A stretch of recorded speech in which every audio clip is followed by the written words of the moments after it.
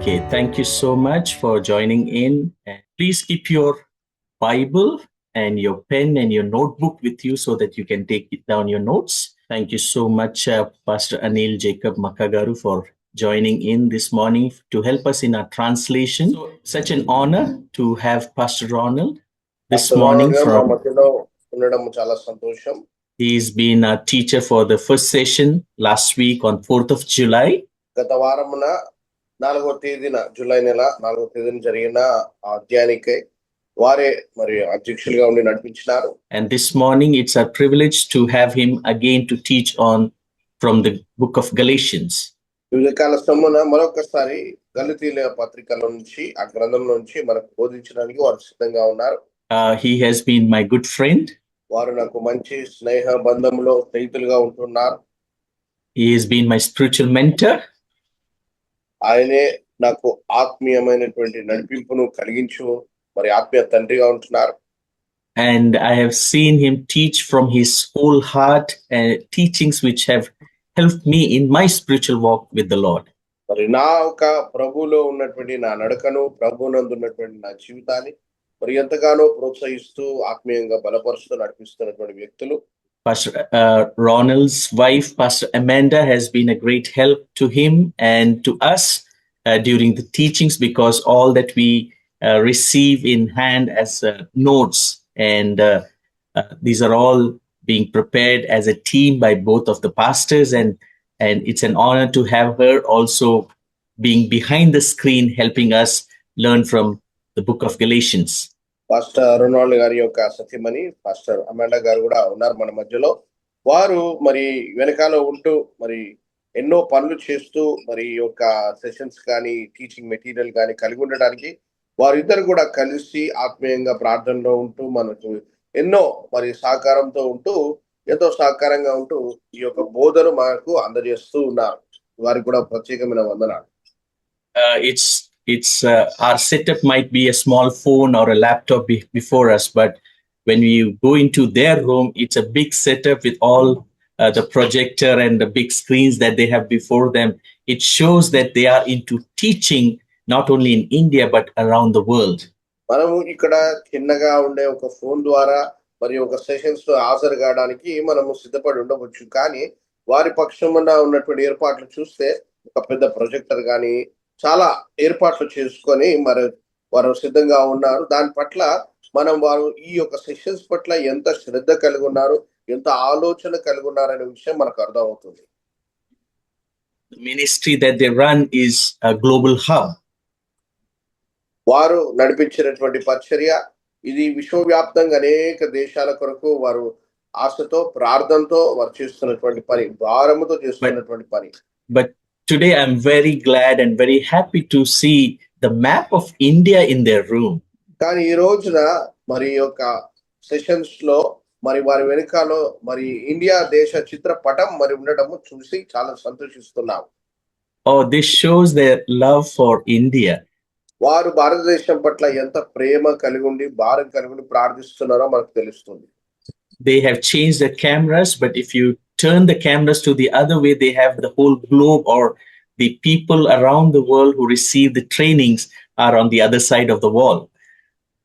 ఇటువైపున భారతదేశ పటం చూస్తున్నాం, కానీ ఇంకో వైపు వారు కాస్త తిప్పేస్తే మనకు విశ్వవ్యాప్తంగా ఒక గ్లోబ్ ఒక చిత్రపటం మనం చూస్తూ వారు అనేక దేశాల పట్ల వారు విజ్ఞాపన చేస్తూ ప్రార్థనతో భారత్తో పరిచర్య జరిగించడం మనం గమనించవచ్చు. And Sojourners Academy is an academy for the whole world hub. If we call it Sojourners World Hub or Sojourners Fellowship Churches World Hub. Sojourners Churches Fellowship అని విశ్వవ్యాప్తంగా వారి పరిచర్యను కలిగి ఉండి జరిగిస్తూ ఉన్నారు. So we want to welcome Pastor Ronald Fuller, Director, Sojourners Academy USA, to take over the sessions for this morning. ఉదయకాల సమయ ఈ సెషన్కి మరి సోజర్నర్స్ మరి అకాడమీ అమెరికా దేశం నుండి పాస్టర్ రొనాల్డ్ గారికి సమయాన్ని అప్పచెప్తూ ఉన్నాం. Thank you so much. I have the privilege to have Pastor Anil Makagaru. He's a very good Telugu translator. This morning he will help us in the sessions. Pastor Anil garu మరి అనువాదం చేస్తూ ఉన్నారు. వారి ఈ ఉదయకాల సమయంలో అనువాద విషయంలో ట్రాన్స్లేషన్ విషయంలో వారు సహకారం అందిస్తున్నారు. So I want to give this time over to Pastor Ronald to Pastor take over the Ronald sessions for గారికి- this morning. పాస్టర్ రొనాల్డో గారికి అప్పచెప్తున్నానండి సమయం. ఈ సెషన్స్ అన్ని కూడా వారు తీసుకోవాలని మనం చేస్తున్నాం. Well, first of all, let me say good morning, India. మొట్టమొదటిగా అందరికి భారతదేశస్తులందరికీ కూడా మరి ఉదయకాలపు శుభములు. And thank you to the dear pastors. Thank you, Peter, for putting these things together. And thank you for the translation that you're doing for this session. And it's so much appreciated. Pastor Peter గారికి ప్రత్యేకమైన వందనాలు ఇవన్నీ కూడా ఏర్పాటు చేస్తున్నందుకు. అంతేకాకుండా అనువాదం చేస్తున్న గారికి కూడా వారికి కూడా ప్రత్యేకమైనటువంటి కృతజ్ఞతలు చెల్లిస్తున్నా. So if we could have Galatians 2:1 read, please. గలతీయులకు రాసిన పత్రిక 2వ అధ్యాయం 1వ వచనం చదివితే. అటు పిమ్మట రైట్ 14 సంవత్సరములైన తరువాత నేను తీతును వెంట పెట్టుకొని బర్నబాతో కూడా యెరూషలేమునకు తిరిగి వెళ్ళితిని. As a point of interest, the number 14 is 2 times the number 7, or the number of adequate witness is 2, and times the number of completion is 7. మరి ఇక్కడ 14వ సంఖ్య చూస్తుండగా 7ని 2 మార్లు మనం చూస్తే 14 అని మనం చూస్తాం. మరి అక్కడ ఉన్నటువంటి దానికి ఒక అర్థం 7 అనే సంఖ్యను మనం తీసుకోవచ్చు. Then Galatians 2:2, please. గలతీయులు 2వ అధ్యాయము 2వ వచనం దయచేసి చదవండి. దేవదర్శన ప్రకారమే వెళ్ళితిమి, మరియు నా ప్రయాసము కష్టము వ్యర్థమైనేమో లేక వ్యర్థమైపోయినదేమో అని నేను అన్ని జనుల్లో ప్రకటించుచున్న సువార్తను వారికి ప్రత్యేకంగా ఎన్నికైన వారికి విషాదపరిచితిని. Paul is showing here that while God is no respecter of persons, there is a need for discernment. దేవుడు ఇక్కడ మరి ఎవరి పట్ల కూడా పక్షపాతం వహించకుండా ఆయన ఆత్మ వివేచన కలిగి ఉన్నాడనే విషయం మనకు అర్థమవుతా ఉంది. And this discernment is regarding gift functions and leadership. ఈ యొక్క ఆత్మ వివేచన అనేది ఆత్మల యొక్క రక్షణ కొరకై నాయకత్వం కొరకై ఆయన కలిగి ఉంటున్నాడు. Those he talked with needed to be reputable in function, not opinion. అక్కడ ఉన్న వారి పట్ల మరి ఒక ప్రత్యేకముగా ఎన్నికైన వారి గురించి మాట్లాడుతూ ఉన్నాడు. Verses 3 and 4 in Galatians 2, please. నాతో కూడానున్న తీతు గ్రీసు దేశస్థుడైనను అతడు సున్నతి పొందుటకు బలవంత పెట్టలేదు, మనలను దాసులుగా చేసుకున్న వలనని క్రీస్తు యేసు వలన మనకు కలిగిన మన స్వాతంత్ర్యమును వేగు చూచుటకు రహస్యముగా తేబడి దొంగతనముగా ప్రవేశించిన కపట సహోదరుల వలన జరిగినది. Paul demonstrates the law of Moses is no longer in effect. దేవుడు ఇక్కడ బయలుపరుస్తూ ఉన్నాడు, మోషే ద్వారా వచ్చినటువంటి ఒక ధర్మశాస్త్రమునకు ఇక ఎటువంటి ప్రభావం లేదని బయలుపరుస్తున్నాడు. There were, are, and can be false brethren. అయితే ఇంతకు మునుపు కానీ ఇప్పుడు కానీ ఇంకా ముందు కానీ మరి మనమందరం కూడా క్రీస్తు యొక్క దాసులం అనే విషయం బయలుపరుస్తున్నాడు. In Greek, false brethren is pseudo-delphos. సుదా-డెల్ఫోస్ అనే ఒక గ్రీకు మాట ఇక్కడ వాడబడుతూ ఉంది. Which means a spurious brother or pretended associate, false brethren. మరి ఆయన మరి ఒక సహోదరుల అనే విషయము ఆ మాట ద్వారా చెప్తూ ఉన్నాడు, కపట సహోదరుల వలన జరిగినది అనే మాట. Galatians 2:5, please. 5వ వచనం చదవండి. సువార్త సత్యము మీ మధ్యను నిలుచున్నట్లు మేము వారికి ఒక్క గడియ అయినను లోబడుటకు ఒప్పుకొనలేదు. So in Greek, subjection is hypotage. Greek భాషలో మరి లోబడుట అనే మాటకు అబాటిస్ అనే ఒక మాట వాడబడుతుంది, which means subordination, subjection. అనగా లోబర్చుకొనుట, లోబడి ఉండుట. Paul did not subject himself to the false ones at all. పౌలు ఏ రీతిగా కూడా తప్పుడు స్వార్థకు కానీ కపట సోదరుల విషయంలో ఆయన లోబడలేదండి. Galatians 2:6, please. దయచేసి 6వ వచనం. ఎన్నికైన వారుగా ఎంచబడిన వారి యొద్ద నేనేమీ నేర్చుకొనలేదు. వారెంతటి వారైనను నాకు లక్ష్యము లేదు. దేవుడు నరుని వేషము చూడడు. ఆ ఎన్నికైన వారు నాకేమీ ఉపదేశింపలేదు.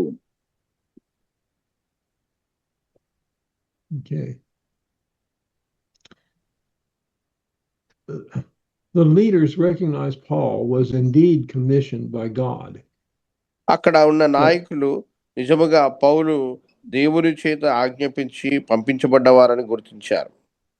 And we see this in Galatians 2 verse 7, please. 7వ వచనంలో ఈ విషయాన్ని మనం గమనించవచ్చండి. దయచేసి 7వ వచనం చదవండి. అయితే సున్నతి పొందిన వారికి బోధించుటకై సువార్త పేతురుకు ఎలాగూ అప్పగింపబడినో అలాగూ సున్నతి పొందని వారికి బోధించుటకై నాకు అప్పగింపబడినని వారు చూచినప్పుడు The leaders recognized Paul was indeed commissioned by God to the uncircumcised. అక్కడ ఉన్న నాయకులు పౌలు నిజముగా దేవుని చేత ఎంచుకొనబడి దేవుని చేత అభిషేకించబడి పంపించబడ్డాడని వారు గుర్తిస్తూ ఉన్నారు. So they recognized that Paul was commissioned to the uncircumcised by God, just as Peter was to the circumcised. పేతురు ఎలాగనైతే సున్నతి పొందిన వారి పట్ల బోధించుటకై ఆయన పిలువబడ్డాడో ఆ రీతిగా పౌలును సున్నతి లేని వారి కొరకై పిలువబడ్డాడు, బోధించుటకు పిలువబడ్డాడు అనే విషయాన్ని గుర్తిస్తున్నాడు. Verse 8, please. 8వ వచనం అండి దయచేసి. అనగా సున్నతి పొందిన వారికి అపోస్తులుడవుటకు పేతురునకు సామర్థ్యము కలుగజేసిన వాడే అన్యజనులకు అపోస్తులుడవునట్టుకు నాకును సామర్థ్యము కలుగజేసినని వారు గ్రహించినప్పుడు స్తంభములుగా వించబడిన యాకోబు, కేఫా, యోహాను అను వారు నాకు అనుగ్రహింపబడిన కృపను కనుగొని మేము అన్యజనులకును తాము సున్నతి పొందిన వారికిని అపోస్తులుగా ఉండవలెనని చెప్పి తమతో పాలివారమనుటకు సూచనగా నాకును బర్నబాకును కుడి చేతిని ఇచ్చిరి.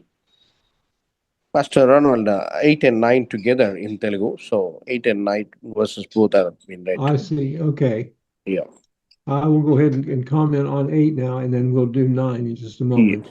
Yeah. Thank you. Thank you. Thank you. Both Peter and Paul, they recognized as being anointed to do what they were about in their own areas doing. పేతురు, బర్నబా ఇద్దరు కూడాను వారి వారి ప్రాంతములో స్వార్థ పరిచర్య చేయుటకై వారు అభిషేకించి పిలువబడి ఉన్నారు. So effectually there, the word in Greek is energo, to be active. ఎనర్గోయో అనే ఒక మాట అనగా ఎల్లప్పుడూ కూడా క్రియాశీలకంగా దేవుని కొరకు పనిచేయడానికి పిలువబడిన వారు అనే మాట రాయబడి వారి కొరకై గ్రీకు భాషలో వాడబడి ఉంది. So not just to be efficient and active, but to be mighty in it. మరి ఏదో ప్రభావితం ఏదో కలిగి ఉన్నారులే అన్నట్టుగా కాకుండా సంపూర్ణమైనటువంటి దేవుని యొక్క శక్తిని కలిగి ఉండి ప్రభావితం చేయవారుగా వారు పిలువబడి ఉన్నారు. Now I'll move on to talking about verse 9 then, as we've already heard. The right hand, go ahead. తెలుగులో 9వ వచనం చదవబడింది. ఇప్పుడు అయ్యగారు 9వ వచనం గురించి బోధిస్తున్నారు. The right hand then in the Eastern and Middle Eastern culture today is used for clean functions, where the left hand is used for unclean functions. మరి అక్కడ ఆ దేశాల్లో మనం చూసినట్లయితే కుడి వైపున ఉండేటటువంటి ఒక హస్తం అనేది మంచి ప్రక్రియల కొరకు వాడబడేది. ఎడమ వైపు మరి కాస్త మరి ఆ ఆ, తిరస్కరించబడినటువంటి వారు మరి అపవిత్రమైన వాటి కొరకు వాడబడినట్టుగా గుర్తించబడుతున్నాయి. People in Western cultures today often do not understand this practice. ఈ యొక్క అధ్యాయమును ఈ యొక్క విధానమును పాశ్చాత్య దేశములో ఇప్పటికే వారు అర్థం చేసుకోలేని విషయాలు ఇవి. I will smile when I say sometimes there are just differences in cultures. మరి నేను కొంతమంది ఇలా చెప్పినప్పుడు నవ్వటం జరుగుతుంది. ఎందుకంటే ఇవి కొన్ని కొన్ని సిద్ధాంతాలు, కొన్ని కొన్ని విధి విధానాలు, వారి వారి సంస్కృతుల్లో ఉన్నటువంటి విధానాలు కాబట్టి మరి పాశ్చాత్య దేశంలో ఉన్నవారు మీ విషయాలు విన్నప్పుడు నవ్వుతూ ఉండవచ్చు. Then Galatians 2:10, if you would, and then we will do 11 in a moment. 10వ వచనం దయచేసి చదవండి. మేము బీదలను చేసుకొనవలెనని మాత్రమే వారు కోరిరి, అలాగు చేయుటకు నేనును ఆసక్తి కలిగి ఉంటిని. Paul did not go looking for Peter, but when Peter came to where Paul was, Paul withstood, resisted, opposed him on this issue, but not on his apostleship.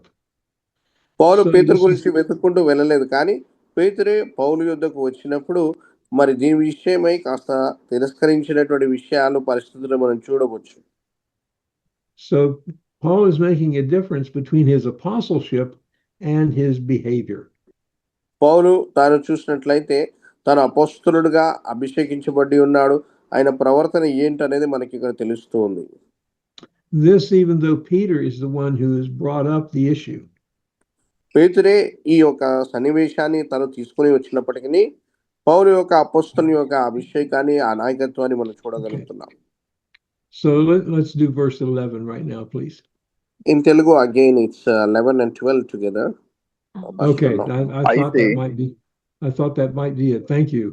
Yeah, thank Okay, you. we'll move on then. చదవండి. So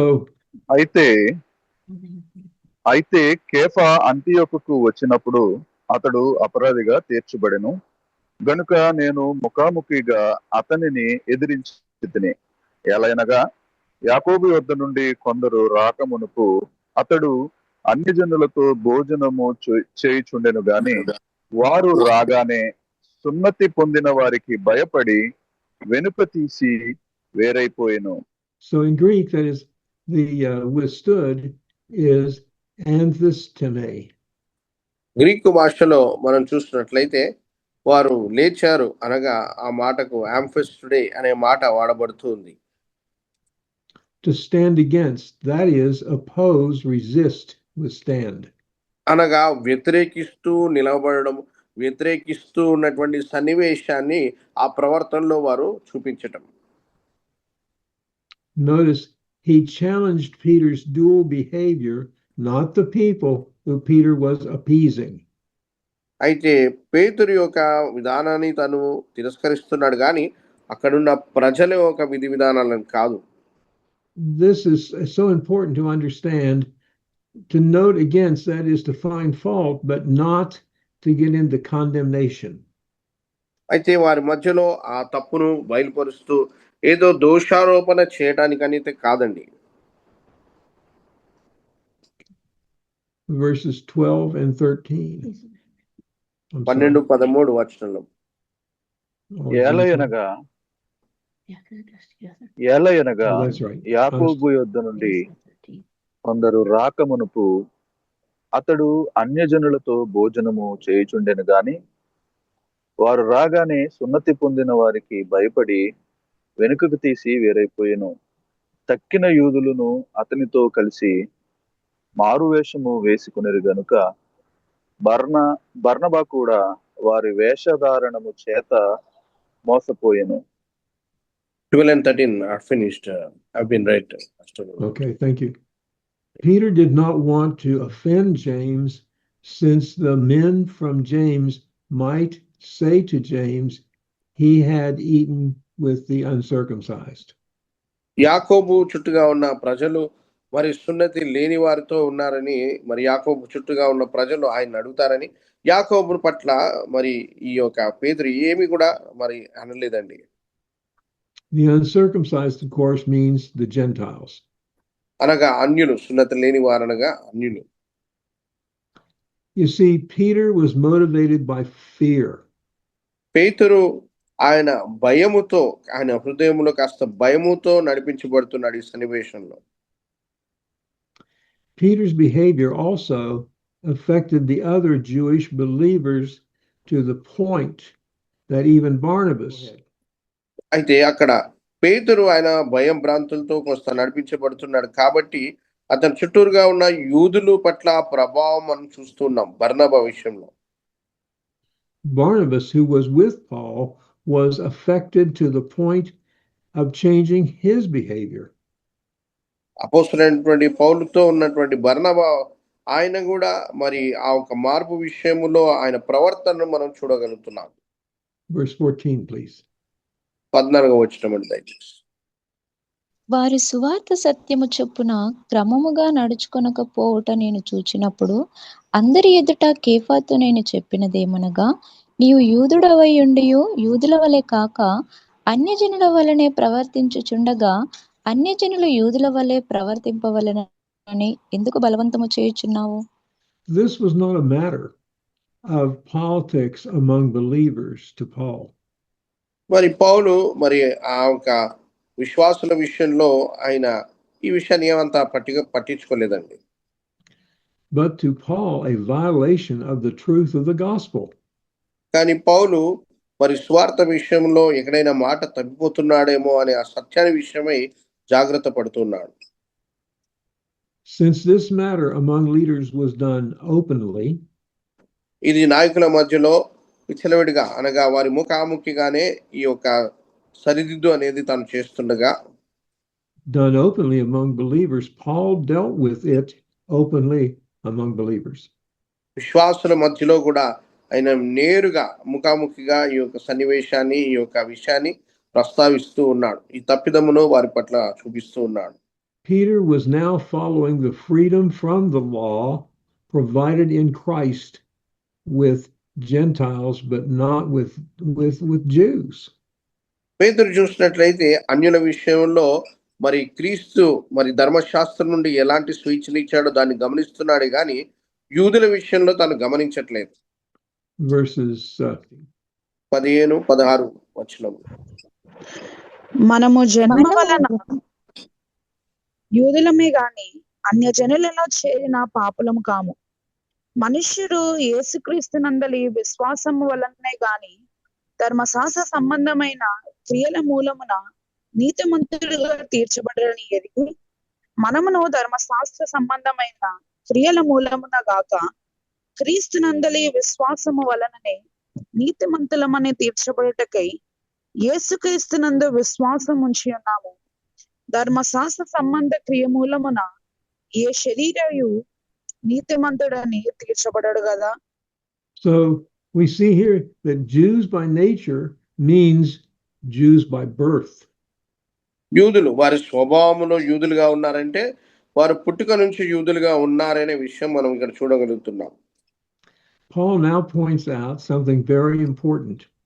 పౌలు ఇక్కడ చాలా ప్రాముఖ్యమైనటువంటి ఒక విషయాన్ని బయలుపరుస్తూ మాట్లాడుతూ ఉన్నాడు. Paul points out they are justified by faith. పౌలు వారు నీతిమంతులుగా తీర్చబడుతున్నారంటే అది విశ్వాసము ద్వారా అనే విషయాన్ని కళాఖండిగా తాను చెప్పగలుగుతున్నాడు. Not by works or behavior of the law.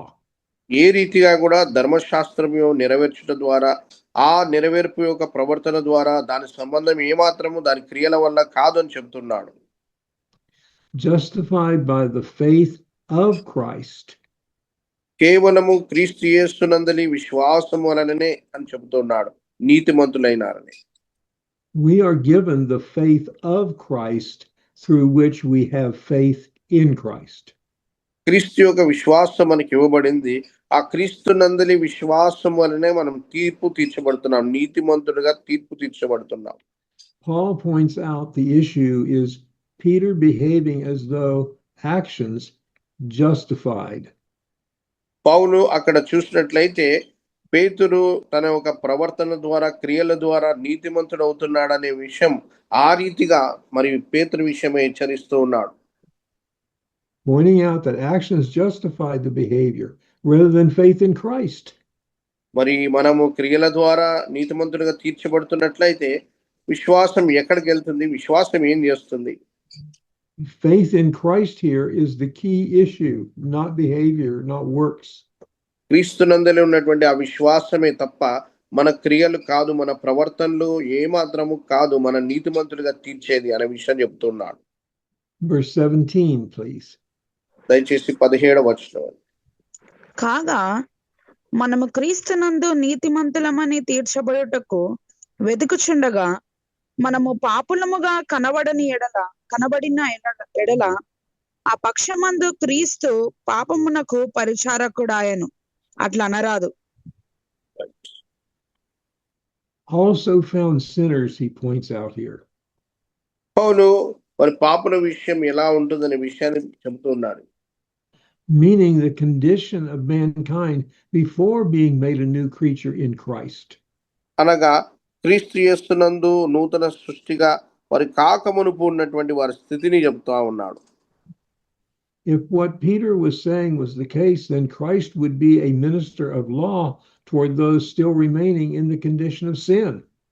పేతురు తను ఏదైతే చెప్తున్నాడు దాని విషయమై మరి ఇంకా వారు మరి క్రియల ద్వారా వారు నీతి సంపాదించుకునడం అనేది మరి కాదు, మరి పాపపు స్థితిని దారీతిగా జయించడం కాదనే విషయం చెబుతున్నాడు. No way could this be true. ఏ రీతిగా కూడా ఇది సత్యము కాలేదు. Verse 18, please. 18వ వచనం అండి దయచేసి. నేను పడగొట్టిన వాటిని మరలా కట్టిన ఎడల నన్ను నేనే అపరాధినిగా కనుపరుచుకుందును కదా. Paul says that if he and they build upon the sand of the law, which had been abandoned, పౌలు అంటున్నాడు ఏదైతే మరి తిరస్కరించబడిందో, ఏదైతే ఇప్పుడు ప్రభావం లేదో దాని మీద నేను కట్టినట్లయితే, ఈ యొక్క గోడ కట్టినట్లయితే అది పడగొట్టబడి ఉంటున్నది. abandoned or changed by God for the more perfect new covenant. తిరస్కరించబడింది, కొట్టివేయబడింది అంటే అది దేవుని ద్వారానే అలా చేయబడింది. ఎందుకనగా దేవుడు ఒక నూతనమైనటువంటి ధర్మమును తీసుకుని వచ్చాడు. He would then be proving himself a breaker of the law and lost. అయితే ఆయనే మరి దేవుడే ఆ ఒక ధర్మశాస్త్రమును తను సంపూర్ణంగా తొలగించిన వాడని మనం చూస్తూ ఉన్నాం. Reliance on the old covenant works brings loss. ఏదైతే మరి పాత నిబంధన ప్రకారంగా ఉన్న ధర్మశాస్త్రం మీద మనం ఆధారపడతామో అది శూన్యంలోనికి మనం నడిపిస్తుంది. Reliance on the new covenant brings salvation. Hallelujah. కానీ క్రొత్త నిబంధన మీదుగా మనం ఆధారపడినప్పుడే అది మనకు రక్షణను దయచేస్తుంది. హల్లెలూయా. Verses 19 and 20, please. 19-20 వచనం రెండు కూడా చదవండి. నేనైతే దేవుని విషయమై జీవించు నిమిత్తము ధర్మశాస్త్రము వలన ధర్మశాస్త్ర విషయమై చచ్చిన వాడనైతిని. నేను క్రీస్తుతో కూడా సిలువ వేయబడి ఉన్నాను. ఇకను జీవించేవాడు నేను కాను, క్రీస్తే నా యందు జీవించుచున్నాడు. నేనిప్పుడు శరీరమందు జీవించుచున్న జీవితము నన్ను ప్రేమించి నా కొరకు తన్ను తాను అప్పగించుకొనిన దేవుని కుమారి యందలి విశ్వాసము వలన జీవించుచున్నాను. I will point out here that the word Christ means anointed. That is the Messiah. ఇక్కడ ఉన్న మరి క్రీస్తు అనే మాట దాని అర్థం మనకు తెలుసు. మరి ఆయన రక్షకుడు అనగా మెస్సయ్య.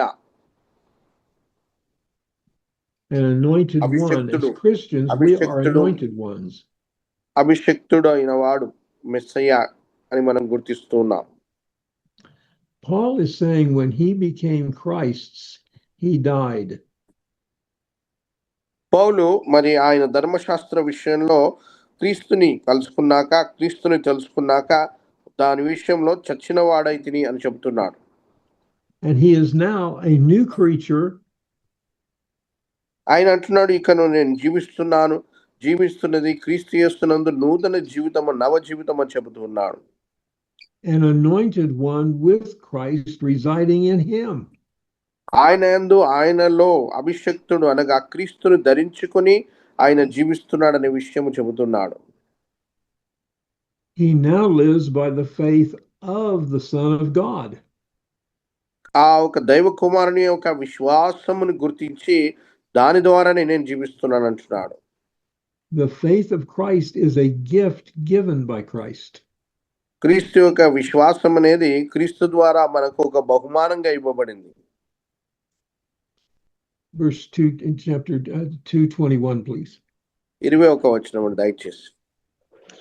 నేను దేవుని కృపను నిరార్థకము చేయను, నీతి ధర్మశాస్త్రము వలనైతే ఆ పక్షమందు క్రీస్తు చనిపోయినది నిష్ప్రయోజనమే. He's talking about to frustrate or to interrupt or interfere with. ఆయన చూసినట్లయితే మరి ఒక ధర్మశాస్త్ర విషయమై మరి అది చనిపోయిన నిష్ప్రయోజనమే అని చెబుతూ ఉన్నాడు. If we return to the law, we are interrupting or interfering with the new covenant. మరి మనము ధర్మశాస్త్రానికి మరలా మనం వెళ్ళినట్లయితే మరి దేవుడి యొక్క కృప ద్వారా మనకి ఇవ్వబడిన నూతన నిబంధనను మనము తిరస్కరిస్తున్నాం. If we return to the law, then Christ would be made as nothing, and his work on the cross would have been for nothing. మనం మరలా తిరిగి ధర్మశాస్త్రంలోనికి వెళ్ళినట్లయితే మరి క్రీస్తు చేసినటువంటి కార్యము, క్రీస్తును నిరర్ధకము చేస్తూ ఆయన శిలువ మీదుగా చేసిన కార్యమును నిష్ఫలంగా చేస్తున్నాం, నిష్ప్రయోజనంగా చేస్తున్నాం. Therefore, believers would be in great peril. ఆ రీతిగా మరి ఉన్నట్లయితే అనేక విశ్వాసులు వారు జీవములో ఉండలేరండి ఇక. So this actually completes this second session. ఇక్కడ వరకు మరి 2వ అధ్యాయం వరకు మనం చదువుకున్నాం, బోధించుకున్నాం.